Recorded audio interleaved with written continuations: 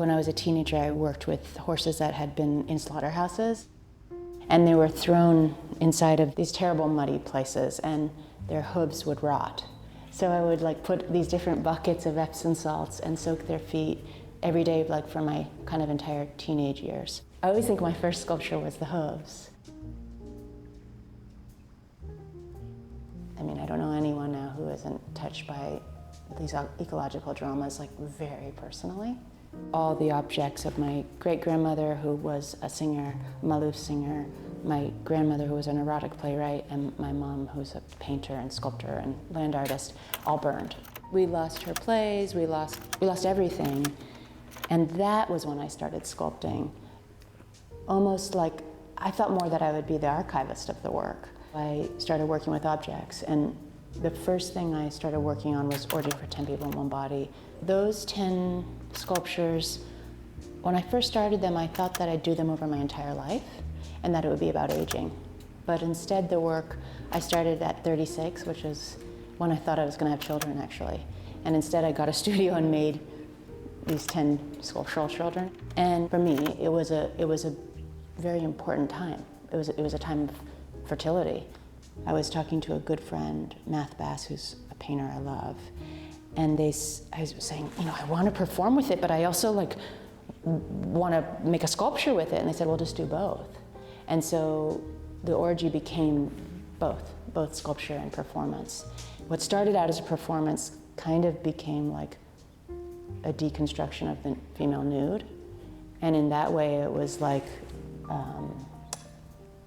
love letter to art history, but also my fuck you to art history. I just never wanted to see a nude again where the woman didn't have agency. The history of art is also a history of, at least with the female body, it's a history of ownership. And I'm making objects. So it's really complex for me. How do you make an object that's not owned?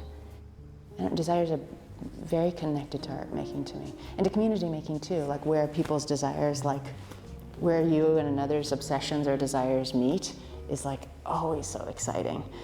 I've never been afraid of cliche. I love things that get repeated again and again and again in our history, but I just love things that humans keep coming back to again and again. I'm really interested in that return. I do find myself drawn to allegory, which is more it's more visual. It's more like a symbol, right? The week that I came back to the studio after the evacuations, I was just dreaming a meadow, every night when everything around you is burned. Of course, to get to sleep, you're gonna dream of life, right? So just dreaming this.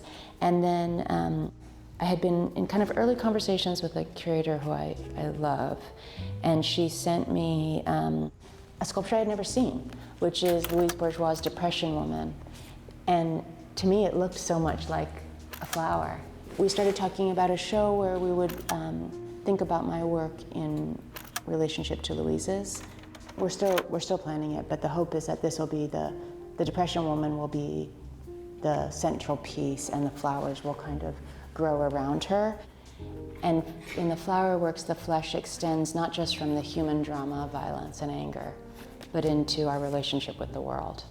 So in that way, of course, they're flowers, but I guess I am subjectifying them. Not because I think they should be like humans, but so that we can listen a little better to them, because it's so hard for us to see outside of our own experience. So maybe putting a mirror inside of a work allows a person to understand something different than them.